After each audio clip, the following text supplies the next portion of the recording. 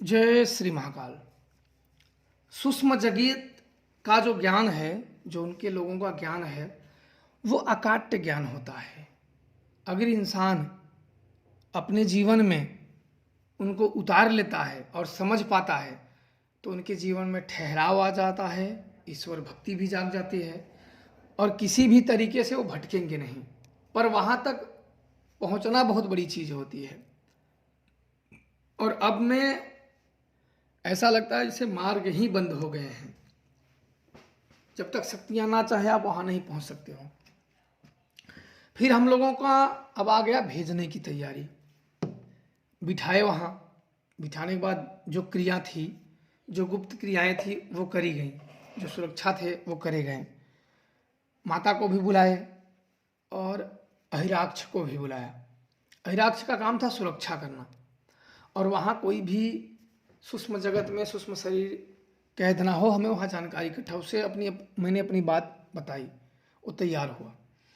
और इसके बाद माता से भी मैंने प्रार्थना किया और फिर उनके साथ एक को ही मैंने भेजा, एक व्यक्ति को ही मैंने वहाँ भेजा। और इसके बाद ये थोड़े ही समय में, लगभग ये पलक झपकते ही वहाँ पहुँचा दिया, ऐसे आप बोल सकते हो। मतलब पहली बार में तो शक्तियाँ काफ़ी समय ले ली, 3-4 जगह भटक गई, लेकिन ये पलक झपकते ही वहाँ पहुँचा दिया। पहुँचाने के बाद ये इतना तेज एक बाउंड्री की तरह अहिराक्ष दौड़ रहा था सुरक्षा के लिए कि ये स्वयं उसके आर पार आप देख सकते हो, आर पार चीज़ों को। लेकिन सुरक्षा इसके बहुत बुलंद थे, बहुत पावरफुल थे।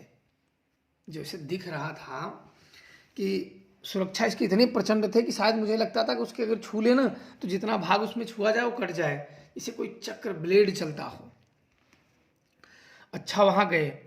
वहाँ जाने के बाद साधुओं की जो बात हुई, वहाँ कुछ साधु रहते थे जो अंदर यहाँ गए तो वहाँ एक शिवलिंग था। कुछ बातों को मैं काट दूंगा क्योंकि कुछ बात बहुत ज़्यादा गुप्त हैं, जो कि यहाँ के लोगों को बताना ठीक नहीं है। क्योंकि जो कुछ ऊपर ऐसी बातें होती हैं जो व्यक्तियों के सर से ऊपर निकल जाने की बात होती है, तो यहाँ के लोगों को लिए बताना ठीक नहीं है। तो इसके बाद वहाँ जाने के लिए सबसे पहले आपका शरीर बोझिल नहीं होना चाहिए और आपके अंदर शिव तत्व जागृत होना चाहिए। शिव तत्व जागेगा कैसे? जब गुरु तत्व आपके अंदर जागेगा तो गुरु ही शिव है।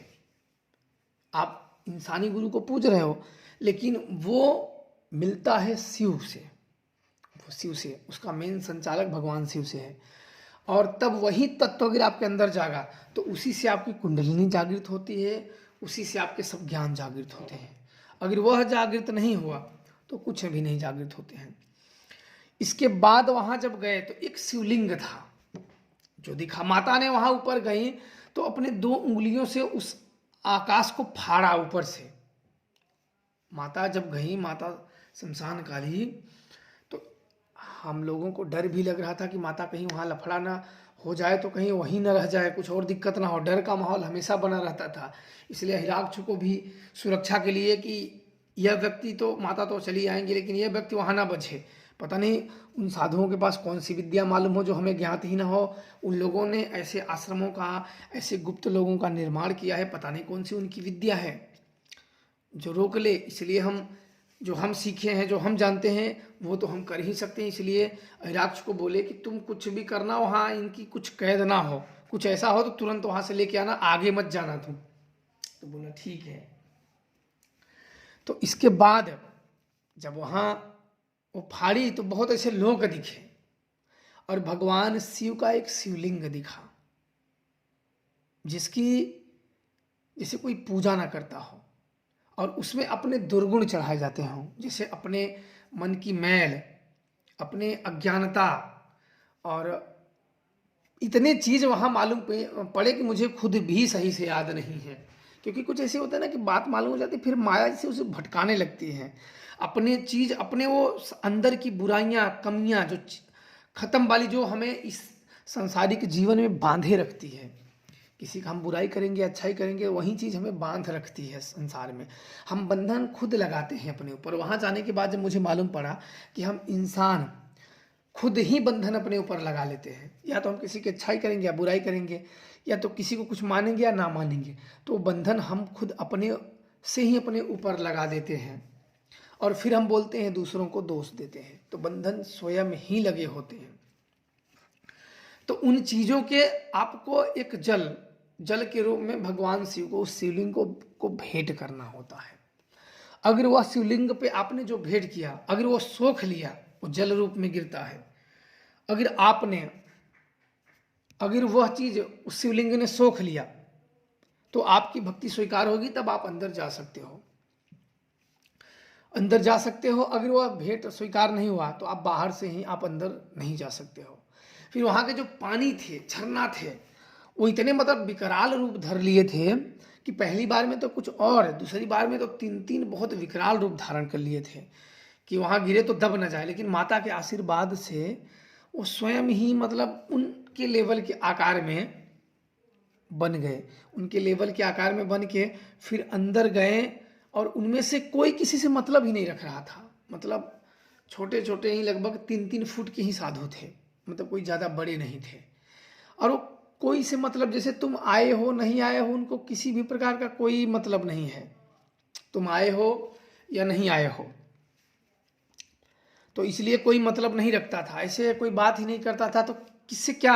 और हम लोगों का मेन उद्देश्य था कि यहाँ के बारे में जानकारी रखना, और ताकि हम ऐसे आश्रमों का बाद में मरते समय में निर्माण कर सकें और अपने अच्छे अच्छे शिष्य हों, वो उस आश्रमों में रह सकें, जो हमेशा अमर हों और हमेशा वहाँ रहें। तो वहाँ कोई बात नहीं कर रहा था। उसमें से काफ़ी समय के बाद एक साधु ने बताया कि यहाँ तुम्हारे लायक, तुम सबके लायक कुछ भी नहीं है, ये तुम्हारे काम का नहीं है। तो ये हुआ कि कुछ काम का क्यों नहीं है। तो ये हुआ कि यहाँ का कोई भी लोक है, वो साधु संतों का लोक है जो है, उन साधुओं का संतों का लोग, उनका गुरु जो है, वो गुरु ही उस नियम का चयन करता है और उन नियमों पे सभी शिष्य को चलना होता है, तभी वहाँ वो जा सकता है। उस नियमों का जो पालन नहीं करेगा वो नहीं जा पाएगा। तब मुझे एक बात मेरे दिमाग में कौन थी कि आजकल के तो ये है कि आज उनको शिष्य बनाए, कल वो खुद गुरु बन बैठते हैं। तो इसका मतलब ऐसे लोग जा ही नहीं सकते हैं। मतलब वहाँ जाने का मतलब है कि शिष्य नहीं होने चाहिए। मतलब जैसे एक गुरु है, उसने खोज लिया, तो उसके शिष्य के भी शिष्य नहीं होने चाहिए। अगर जो ये बात उसके अंदर आई तो वो कभी भी वहाँ जा नहीं सकता है, और ना तो यह नियम उसके ऊपर लागू होते हैं। तो ये हुआ कि अब तो ये तो बहुत पेचीदे वाली बात हो गई कि आजकल के व्यक्तियों में तो भटकाव के कारण तो ईश्वर भक्ति में आते हैं, और वो कामना नहीं पूरी होती तो और भटकते हैं, फिर और भटकते हैं। तो इसका मतलब है कि वहाँ कोई जा नहीं सकता है। वहीं जो जा सकता है जो पूरी तरीके से संतोष हो। अब यहाँ मैं जो और शिष्यों को सूक्ष्म शरीर को भेज रहा हूँ, इनके मन में वैराग्य जागने लगा। अब समस्या यहाँ खड़ी हो गई, 2 बार में ही इन्होंने सत्य ज्ञात कर लिया और वैराग्य जाग गया। अब वहाँ एक ध्वनि चलती है, वहाँ एक ब्रह्मांड में रुद्र ध्वनि चलती है जो कि महादेव, उसमें सबसे ज़्यादा योगदान महादेव का है। मैं आपको बता देता हूँ, उसमें सबसे ज़्यादा योगदान महादेव का है। महादेव इस दुनिया में फ्री में ही ज्ञान दिए हुए हैं। अब ये मैं अगले पार्ट में बताऊंगा महादेव से संबंधित, ताकि आप लोगों को समझ में आ जाए।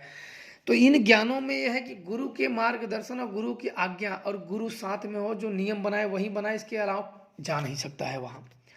ऐसे तुम खाओ पियो मर जाओ, यही है। और इसके बाद आप उन नियमों में जब एक बार पड़ जाओगे तो संसार में आने की जरूरत ही नहीं है आपको।